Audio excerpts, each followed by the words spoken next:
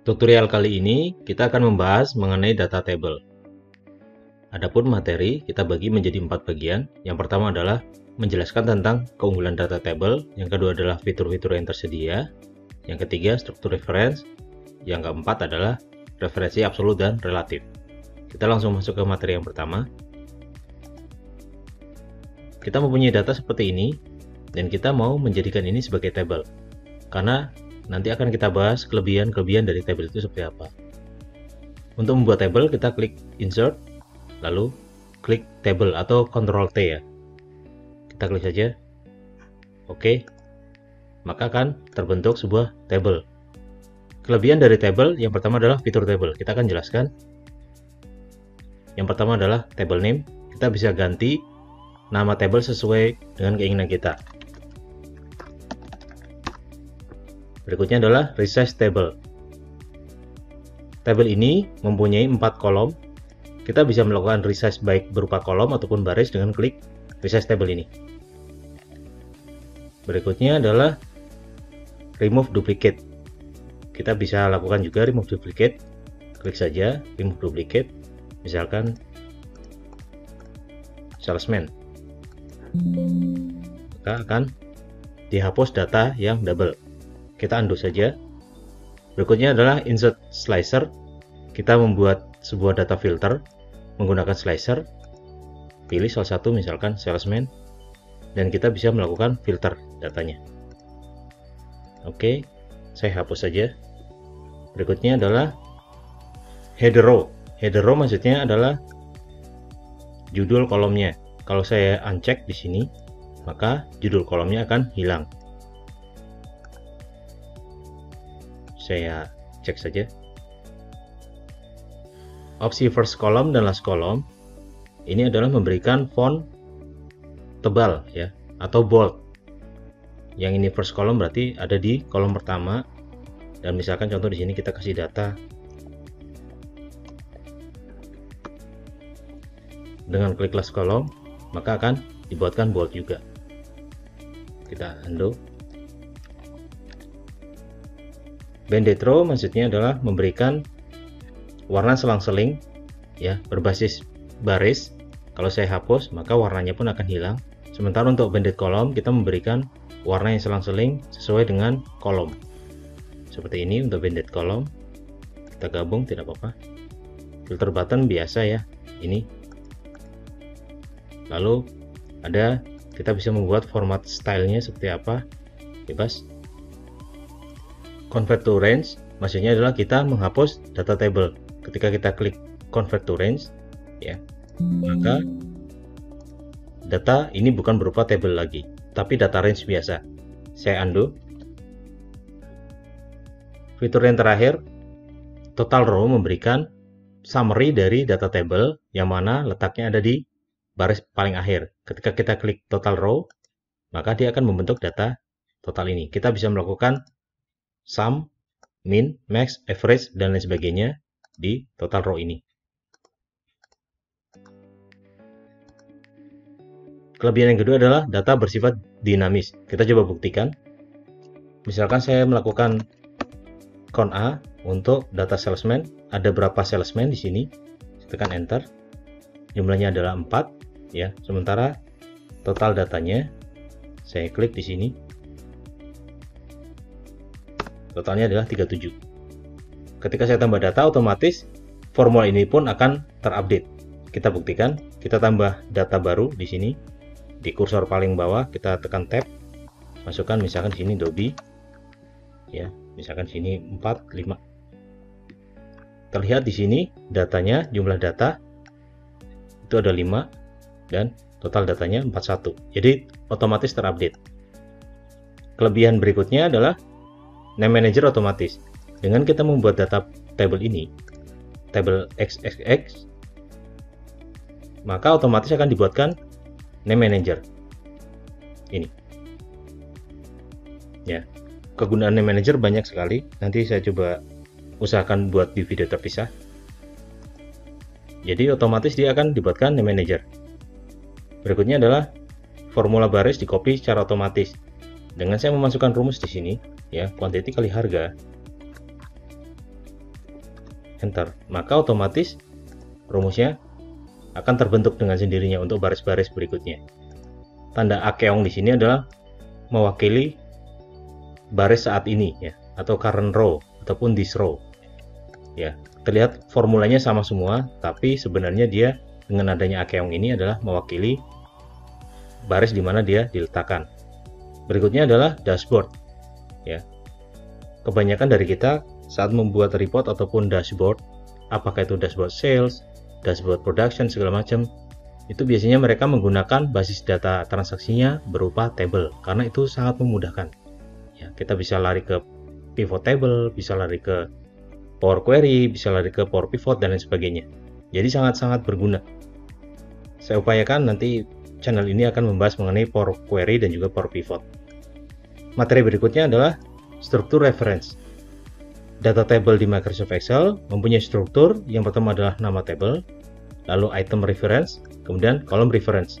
Misalkan di sini saya melakukan sum, ya, saya sum ini saja, total 120. Maka di sini dia ada rumusnya table ABC, lalu ada tanda pagar totals, lalu ada Januari, titik 2, Maret. Nah, untuk yang warna hijau ini adalah nama table, sementara yang warna kuning itu adalah item, dan yang warna ungu adalah kolom. Item reference dibagi menjadi 4 ya. Ada headers, total, all, dan data. Ini sangat perlu dipahami karena kita bisa membayangkan rumusnya nanti kita buat di data table itu tidak lepas dari sini. Biasanya seperti itu.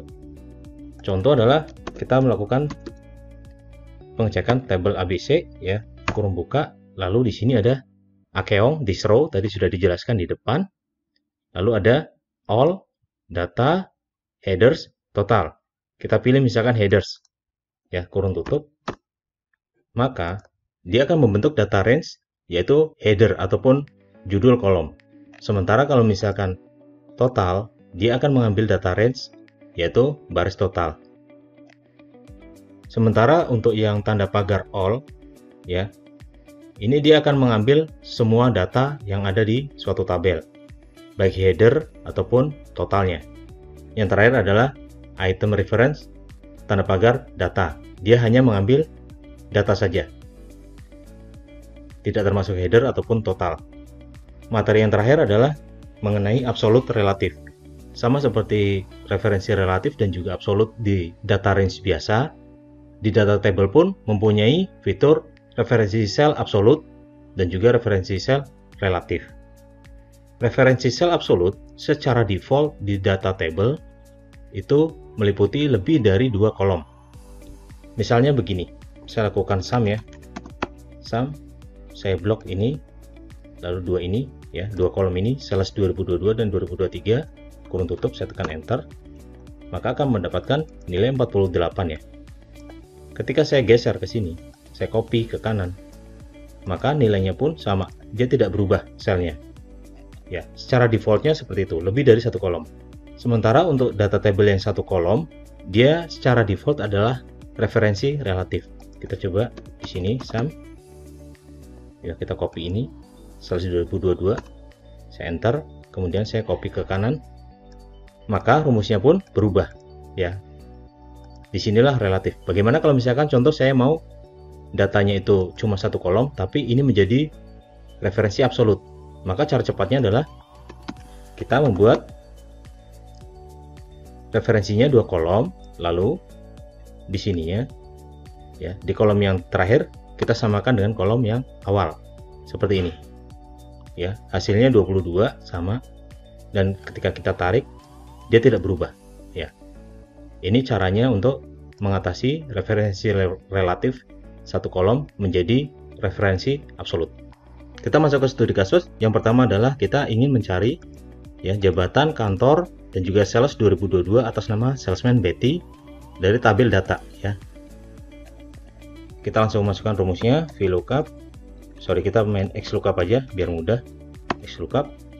Lalu kita pilih ini. Lookup value-nya adalah Betty. Jangan lupa kita absolutkan kolomnya. Kemudian lookup array-nya adalah salesman. Lalu return array-nya adalah jabatan. Kurung tutup, tekan enter. maka akan didapat supervisor. Tapi ketika kita drag ke sini, ke kanan, dia akan NA. Kenapa? Karena yang data salesman ini, ya, dia ketika digeser, dia akan pindah ke jabatan. Nah, berarti di sini kita bisa memakai cara yang satu kolom tapi absolut di sini, ya, yang ini tadi. Maka kita perbaiki rumusnya, yang ini kita ganti dengan salesman dan juga jabatan, lalu kita ganti jabatannya dengan salesman. Tekan enter. Maka ketika kita tarik ke kanan untuk copy formulanya dan dilihat hasilnya benar. Bagaimana kalau misalnya kita mencari hasil yang sama seperti ini, tapi untuk kali ini kita menghitungnya di data table. Ini adalah data table. Kalau kita lihat di sini table hasil, ya, kita mau mencari di table data.